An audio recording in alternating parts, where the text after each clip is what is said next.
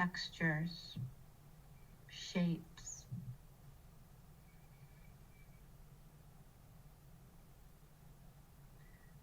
And importantly, notice when the mind wanders or attaches some sort of story to the picture, and gently return. Return to the sense of sight. Now take a moment to focus in on a particular part of the picture. Maybe a tree, reflections on the lake, the mountains in the back. Just choosing one part of the picture and exploring it a little bit deeper.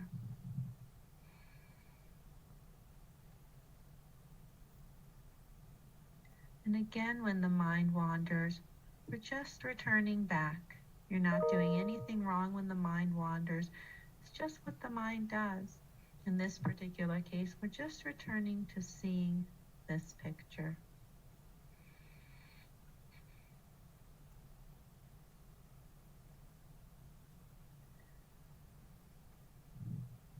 And taking a few more deep breaths as we close this brief meditation. Is when they are recounting their trauma experience, you also experience that trauma, and it mimics first trauma, like if you were in that experience too.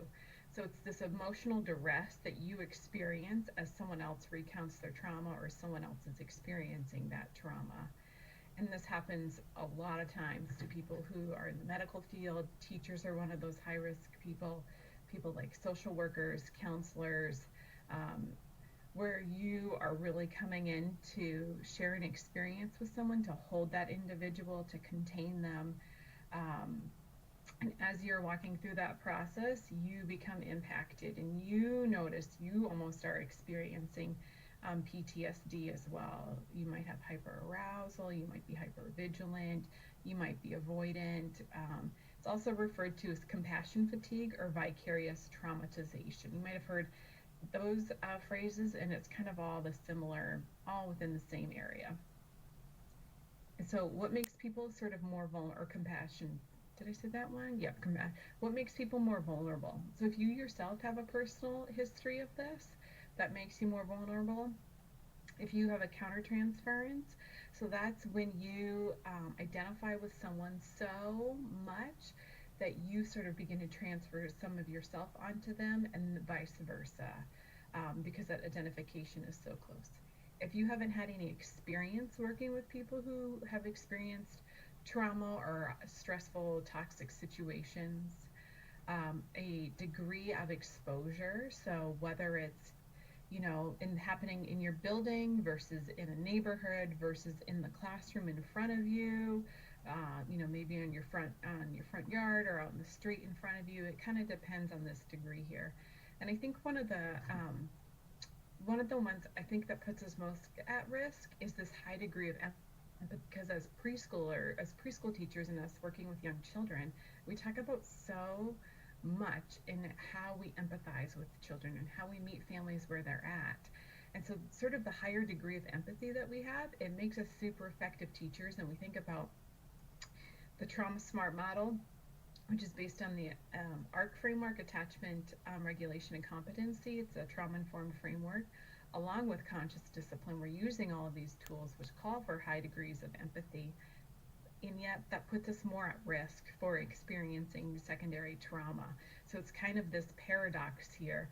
The more empathy we have, and that's kind of what I said, more empathy we have enables us to meet children and families where they're at, but it also leaves us more vulnerable to experiencing burnout.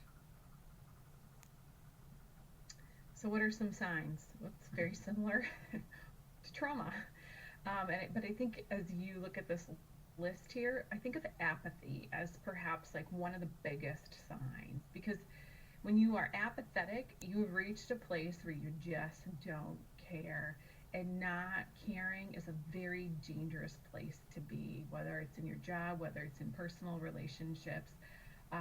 whatever that case might be. And sometimes, like, that can be a good defense coping skill. Like, I'm going to put boundaries on and not let this information come in. I just can't give my time to this. I don't have control over it. But when we're at a place, like, it just doesn't matter anymore. Who cares? What difference am I really making? That sign of apathy should be a big signal that something, that there's some burnout going on, that we are maybe experiencing some secondary trauma, compassion fatigue, whatever you want to call it. Um, and yeah, any questions on signs at all? Types of stress that we have. So right now, with this with this pandemic, like, maybe it started out as positive stress. All right, this is going to push us to try new things. But then maybe it's kind of reached tolerable. Like, all right, this is like, okay, I can't keep doing this. All right, can't, we're okay as long as it doesn't get too worse. And now maybe we're like toxic. Like, maybe we don't have access to supports. We don't have concrete resources. We don't have social connections. Like, and we've, school's on, school's off, school on, school's off, and our brains are like on fire, and we have hit the toxic levels. But also keep in mind that what starts out as small stress can become really big stress to that level of toxicity. And the way that we prevent some of that or lessen that is using those regulation skills. I've talked about coping skills. I've talked about self-care, supportive relationships. We talk about some of those practices, and even at I think at the training, um, someone reflected so beautifully. I'm supposed to do my parent meeting. I can't remember the right term in the beginning of the year, but I just found out the whole family was diagnosed with COVID. Maybe I should talk to them about that first. And just even things like that are some trauma informed practices, because as we try to go with our own agenda and it goes against the grain, we create more stress for ourselves. And so it's this really delicate balance of figuring out where we're at first, where our families are at, and how we get all the stuff done that we need to get done. In addition, when we think about adverse childhood experiences, this is not an us versus them, right? ACEs are our experience. So it's not just the children in our classrooms, it's the people that we work with. It's ourselves, it's our family members, it's my own family, my own parents, my brother, my sister, my cousins, whoever that might be. This is our story. Hello. So when we talk about adverse childhood experiences, it's the Yeah, I am story of attending us. And it's the this parallel. what do you How are call of we this doing Wednesday as we support wellness. ourselves and we process through that? Yep. And we're walking through it with the children and the families that we support in the classroom. So we are not immune from these toxic stress experiences or these adverse stressful experiences from growing up. Okay. And many of us What coming to this cabinet? profession, I was reading the statistics. It was like 32%, I think, from the original study have experienced at least one or two ACEs. And I want to say Okay. the I will be Alaska going there statistics for a while. are significantly higher, like upwards of 60%. So this is not us versus them. This is everybody. It have a huge impact on you as a professional and as a person. Some of the signs that may be hitting you can include feeling hopeless and helpless, can't do enough, hypervigilant, diminished creativity, trying to simplify, trying to minimize, avoiding things, exhausted, unable to listen, dissociated from persecution, guilt, fear, anger, cynicism, cannot empathize, grandiosity, addictions, and potentially so much more. Either way, it can have a massive impact on you and can lead to you not wanting to do this role anymore. Therefore, is this the cost of caring? If we do not look after ourselves, potentially yes. However, the good news about vicarious trauma is that we can identify it and do something about it. To do this, we need to make sure that we have effective strategies in place with work, in our personal life, and to ensure that these things are ongoing and effective for us. If we think about our work life, for example, we need to be thinking about the culture of well-being. You never know when someone is going to open up to you about their traumas and past experiences.